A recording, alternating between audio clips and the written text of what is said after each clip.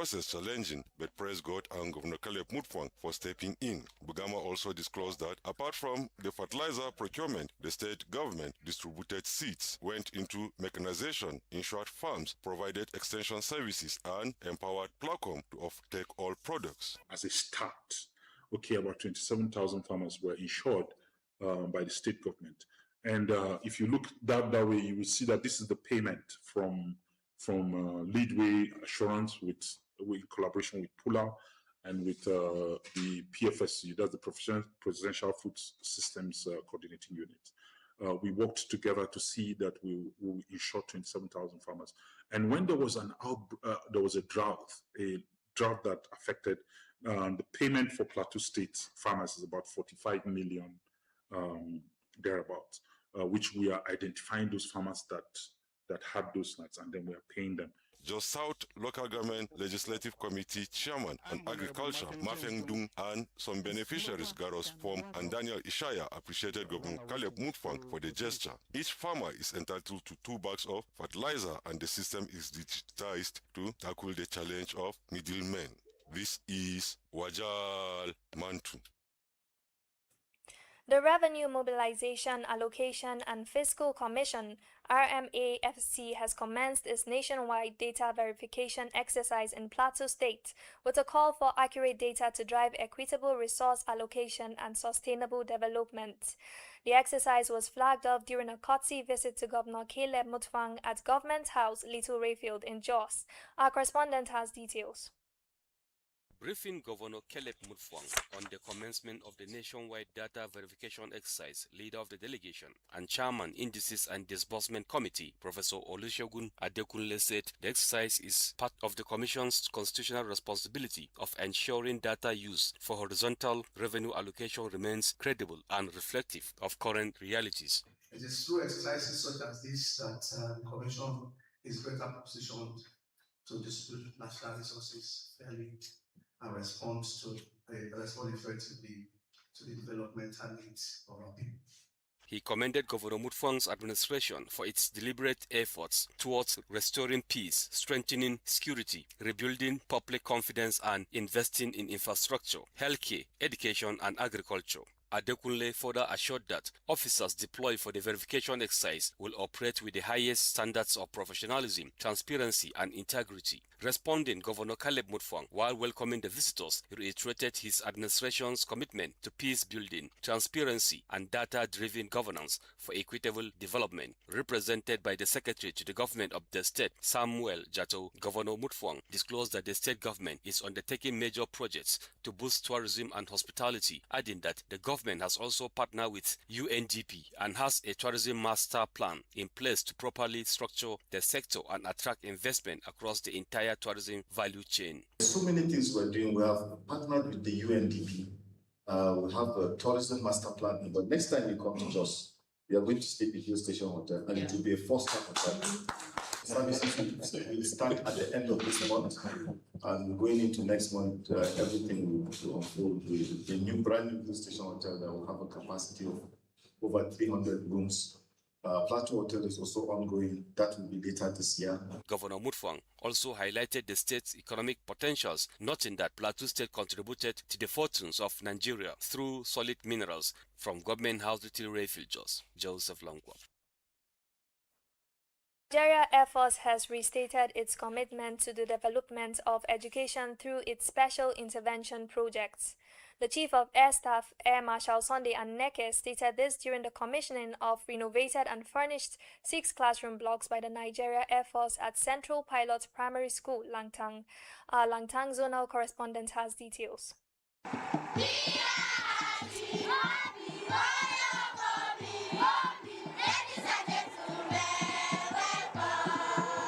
Represented by the Chief of Civil Military Relations, Air Vice Marshal Edward Gapquit, Air Marshal Anneke said the Special Intervention Project is a key step in the force's non-kinetic line of operation aimed at boosting civil-military relations with a view to winning hearts and minds of the civil populace.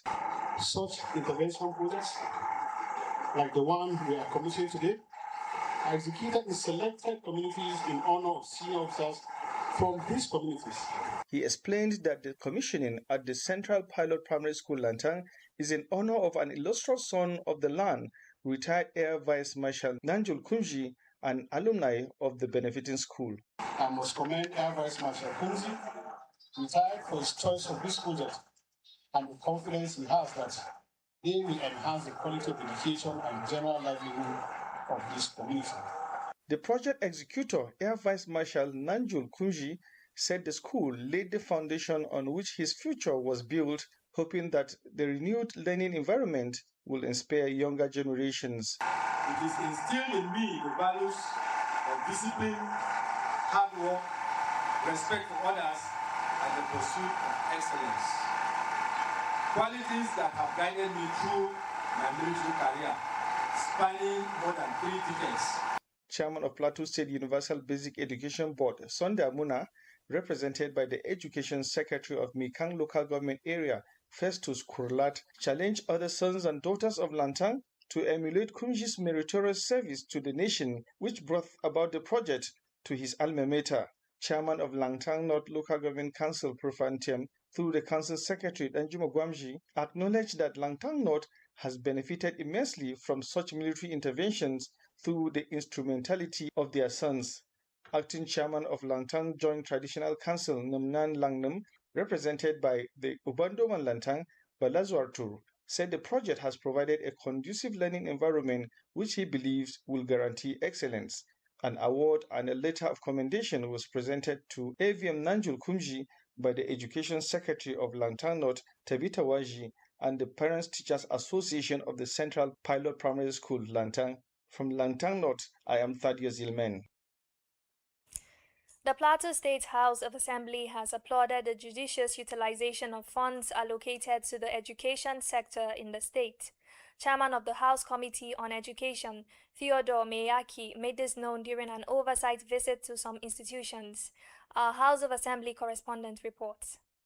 The legislative duty took the lawmakers to the College of Education Gindri and Plateau State Polytechnic Birkin Ladi and Jos Campus to confirm the judicious utilization of budgetary allocations to the institutions. At the College of Education Gindri, Chairman of the committee, Theodore Miyaki, stated that the 10th Assembly remains committed to supporting policies and programs that will enhance the quality of education in Plateau State. It's the opportunity given to the House of Assembly to follow its appropriation law, where appropriations have been made in the budget for MDAs under our jurisdiction. We follow to understand the performance of the budget and the performance of the institution itself, with a view to preparing grounds for enhancing or advising the inputs for the next year's budget. Provost of the college said the institution has recorded significant achievements under the administration of Governor Caleb Mutfwang, which include the accreditation of academic programs and improved staff strength, among others. We have been having a lot of things ongoing. The Department of Special Education was shut down many years ago due to failed accreditation exercise. But when we came, we also brought that matter up.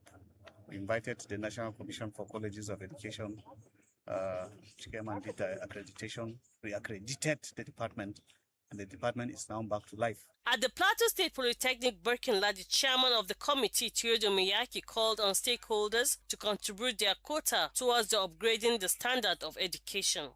Responding, Rector of the institution, Clement Sherman, said that through interventions from government and TED Fund, developmental projects have been executed, thus enhancing the conduciveness of the institution. We are doing well in terms of students enrollment. We have much students enrollment now in the polytechnic. We recently in March, His Excellency facilitated accreditation of courses. In all institutions visited, the lawmakers inspected both executed and ongoing projects. It's been Simi Cholo. Christian Association of Nigeria, Plateau State Chapter, has rejected call in some quarters for the relocation of the National Institute for Policy and Strategic Studies crew from the state. This is contained in a communique issued at the end of a 3-day leadership retreat held at the Miango Rest Home, Basa local government area. Our correspondent has details. Reading the communique, Chairman of the Christian Association of Nigeria Plateau State Chapter, Pastor Duncan Gomog, said those calling for the relocation of the National Institute for Policy and Strategic Studies (KURU) never wanted the progress of the state. CAN condemns in strong terms any attempt by any set of invaders to confiscate or grab lands by any forceful or violent means.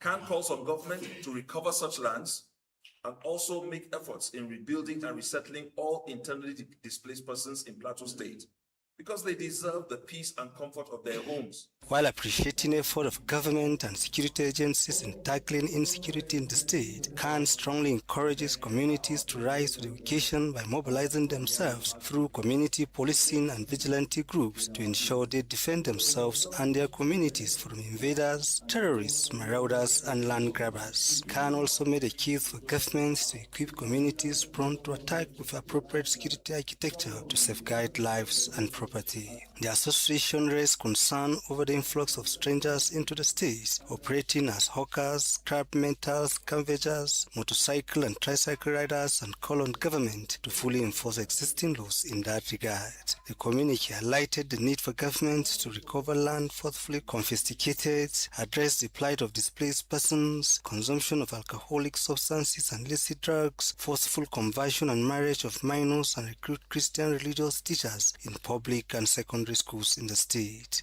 CAN condemns in totality the reported cases of forceful conversion and marriage of minors. We therefore call on adherents of other religions to respect the fundamental rights and freedom of religion and belief as enshrined in Section 38 of the Constitution of the Federal Republic of Nigeria, 1999, as amended. CAN also presented relief materials to victims of attack in Irigwe Chiefdom. Items presented include 25 bags of fertilizer and 60 food bags. I am Goko Timothy.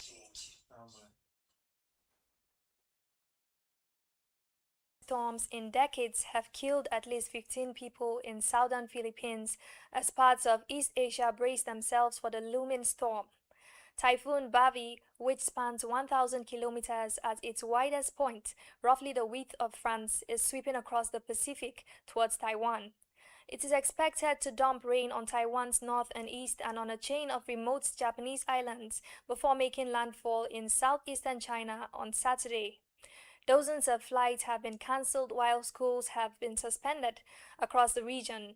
Supermarket shelves have been wiped clean as residents stock up in supplies ahead of the typhoon. And that is it on Newstrack. Stay tuned for global news at 6:30 p.m. and news updates at 10 p.m. Good afternoon.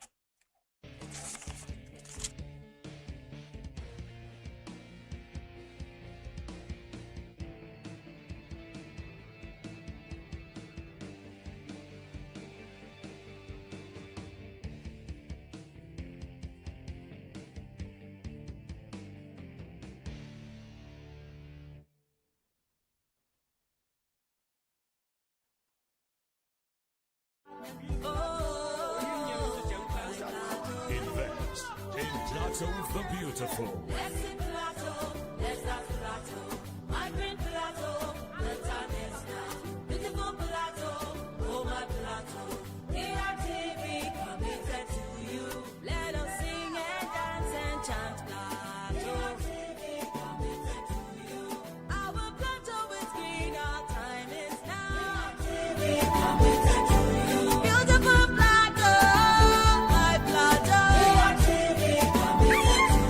Plateau State, a tourist delight, with a serene weather, a land of plenty, a destination of cultured people.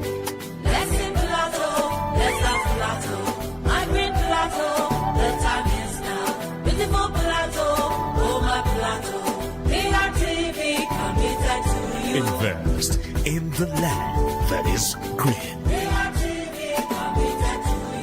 The time is now.